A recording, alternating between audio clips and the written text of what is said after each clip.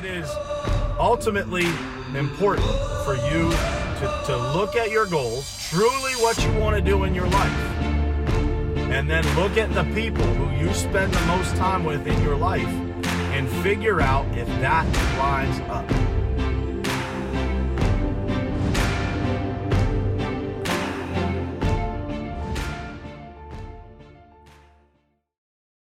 All right. Good morning, everybody. It is Tuesday, October 22nd, 2019, and that means we have exactly 70 days left to make the very best of 2019. I'm going to share this out real quick to my other page since this is our first day over here. I hope you guys can figure out how to get over here. I know this is new, and I want people to see this message for sure. So if you guys could share this out to your pages, I would greatly appreciate it, so that everybody that usually jumps on here can jump on here. I know I got Patricia and Trisha here. This is a message, guys, that I think that a lot of people are going to want to tune into. And so the title, which you guys have got a little sneak peek on because I posted it yesterday, the title is, Do You Think Your Work Will Fulfill You? This topic's going to give you some serious perspective on how you spend the rest of this year, and hopefully will give you a clearer image on how we do all the things that we do every single day, and hopefully will redirect you to put your passion in the places that it belongs and that mean the most to you.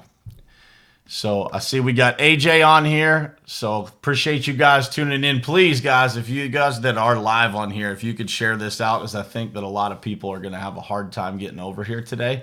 But at any rate, I will get started nonetheless. So I heard this topic from a pastor up in Massachusetts. One of my friends, a contractor that does some work with us up in Massachusetts, shared this with me. And the pastor's name is Tim Hatch, and he is from Waters Church in Massachusetts. So a shout out to Tim Hatch. I've never met the guy, but when you guys hear this message, and it is all based on the message that he delivered this weekend at his church up there, you will understand why.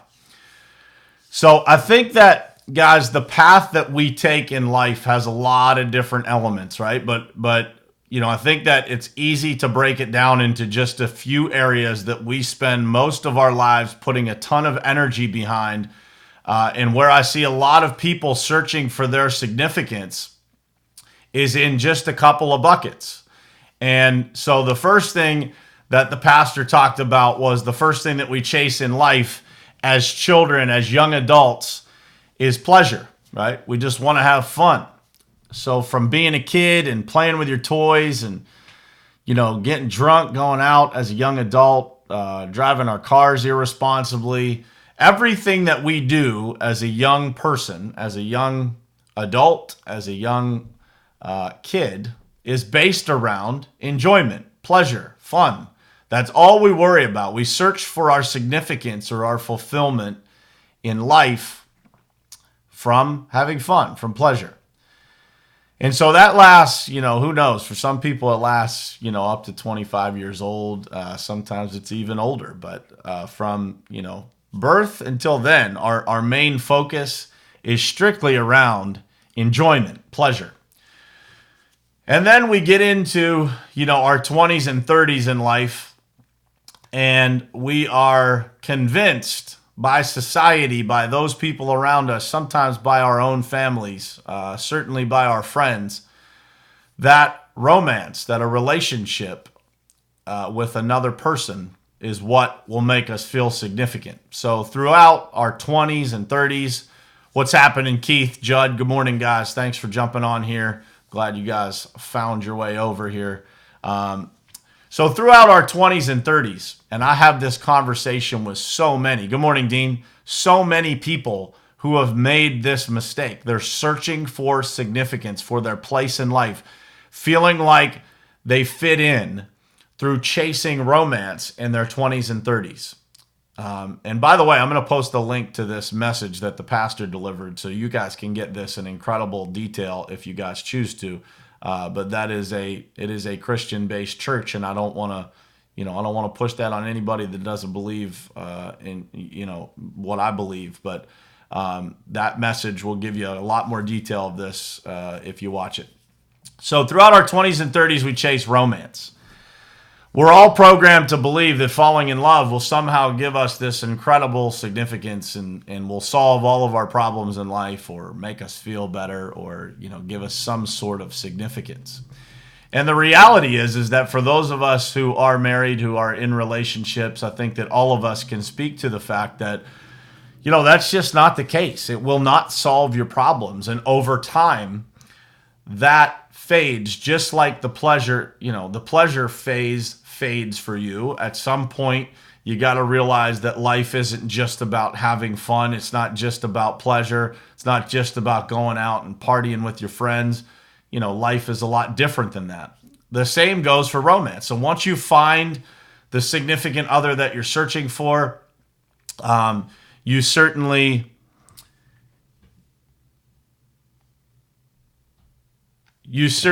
have the opportunity to be happy, but it will not provide you with significance. So once you find love, you will find out that love and romance also wears off over a period of time.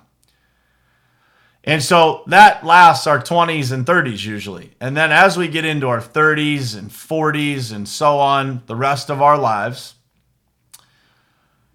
and this hit me like a ton of bricks when I listened to this message from this pastor, because I think we're all guilty of it to some degree. And I'm going to tell you guys about how I've tried to rearrange this in my own life, but it's still a work in progress. The third thing that we chase for the majority of our lives that we believe will provide us with significance, with fulfillment, is our work, our careers. We try to find our value, our significance, our appreciation, a level of satisfaction. And truth be told, all the things that we ever lacked in our life or that we long for in our lives, whether it's love, significance, acceptance, we try to create that and manifest that through our work, through success. Does that sound as crazy to you guys as it sounds to me when I say it out loud? When I say that, when I think about that, when I measure myself against that, I have to sit there and actually process that statement because I think that this is what society pushes us to believe. It pushes us it's ingrained in us to start to believe that our significance in this world will be defined by what we do for a living and by how much money we make, how much money we collect, and how many things that we own. And I will tell you that when I listen to messages like this, I am very thankful for the people that deliver them because I think that we all need a constant reminder of what our real mission is in this world. And by the way, I'm not telling you that a career path is bad. I'm not telling you that trying to make money is bad. All of those things are necessary for us to live, to feel fulfilled, to do some of the things that are in my mission in this world. I could not be sitting here with you guys if I didn't have some level of success or money, because I wouldn't even have the equipment or the ability to reach you. That's the truth. I would be able to reach you in some way, but I probably wouldn't reach as many people. Not as many people would listen if I didn't create some sort of success or significance in my life professionally. However, I also believe that people listen because of the mission, because of what I stand for, because of they see something in me that they see in themselves or that they want in themselves. I hope that's the reason. And so what I wrote down when I was listening to this pastor was this. Comparison is what drives us to choose career over calling, to choose a job that we don't like for more money, over happiness and fulfillment. I'm going to read that to you one more time. Comparison is what drives us to choose career over calling, to choose a job that we don't like for more money over happiness and fulfillment, doing what we were called to do and what we truly love.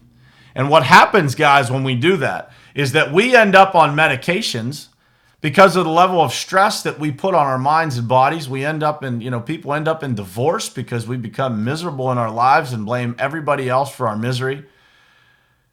Choose true fulfillment, guys. Spend time talking with other people and discovering your true gifts. And by the way, it doesn't mean you can't do something that makes money while you're still, fitting your gift into your life. It's what I try to do, right? I enjoy what I do. I love leading people. I love building companies. I truly get joy out of what I do, but it is not what fulfills me in my life. What fulfills me in my life is doing this, connecting with people, which I get to do through my work, my family, my friends, the people who I've chosen to be in my circle in this life. You guys need to spend some time with people that make you feel alive and that create positive moments in your life. When you find those people, you get around them. And by the way, tell them thank you for being in your life, for creating those moments for you, for making you feel more alive. Here's some stats that were included in this video that I went and researched myself online. I want to give you guys an idea of what we all sign up for in this life if we live like the average person. 75-year lifespan is what this is based on. 26 years of your life will be spent sleeping. 11 years of your life will be spent watching TV. 8 years of your life will be spent shopping. Here's a good one. If you're a guy, 46 days of your life will be spent getting ready. If you're a woman, if you're a female, 136 days of your life will be spent getting ready. So for those of you ladies out there that think that you don't take a long time to get ready, these are facts right here. I got some online data to back me up here. And we appreciate you guys taking the time to get ready, by the way. 3 years you will spend washing clothes. 115 days of your entire life, only 115 days of your entire life will you spend laughing. 75 years, guys. 1/3 of a year, less than 1/3 of a year you will spend laughing. My goal is to not live only spending 115 days laughing. 27 days you will spend waiting for transportation. 7 years of your life you will spend lying awake in bed. 4 years you will spend talking on the phone at work. And for the average person, 5 months of your life will be spent complaining. And so I want to leave you guys with this. I want to tell you that those are the averages of people in this world and what they spend their time doing. And I'm going to tell you that I am going to fight like hell to make sure that those average numbers right there are not what I experience in this world. I want to spend more time laughing. I want to spend more time developing real relationships. I want to spend incredible amounts of time with my children, creating memories that last them a lifetime. I want to spend every moment that I can creating things in this world that make an impact and that change people's lives and that make them believe to live a life of fulfillment is the only way to live. It is not about money, guys. The only way that you're going to truly be successful in your work is to find something that fulfills you and do it every single day. And do it with people that help you light your soul on fire every single day. When you get those people in your life that are energy suckers, that are negative, that are trying to take your dreams and stomp on them or downplay them or anything along those lines that's negative, You only have one choice, guys. That is, get those people out of your life. There's a quote that I use that anybody that spent time with me has heard me say, and it is change the people or change the people. Either change the people and the way that they think or get them out of your life. Get them out of your business, get them out of your friendship, get them out of your online presence. These people who are negative, that choose to post things that bring people down, unfollow, unfriend. That is the equivalent of getting them out of your life in person, in real life. But if you guys are searching for significance in anything other than what's inside of you, that spiritual calling that you have, and you all know what it is. You all know what you're supposed to be doing. You all know what kind of gifts you have. And you may not be able to use them today, right this minute, but you can certainly start today working towards using those gifts as often as you possibly can. And you can certainly start today by creating that circle of people who will recognize your gifts, support them, and push you in the direction of exactly what you're supposed to do. I had a conversation with Judd the other night about similar to this topic. And Judd said, there's only one thing that you should be doing in this world. And I won't share the rest of the conversation, but that's a friend. That's somebody that recognizes your gifts and will be there to push you in the direction of fulfillment, of living life by the calling that God gave you. And that is the truth. There's my little girl tuning in. Hi, Pace. Good morning, babe. She's watching before she goes off to school. She loves watching the show. And she writes letters to her teacher about watching this show and about doing shows for you guys to watch with me. So stay tuned for that. That's coming soon. But the reality is, guys, please, if you leave here with anything, I'm going to read the same statement one more time. Comparison is what drives us to choose career over calling, to choose a job that we don't like for more money over happiness and fulfillment, over doing what sets your soul on fire, what makes you smile when you go to work, what gives you chills when you talk about it. Those are the things you should be doing. If you don't have that in your job, you should search for something that will give you that.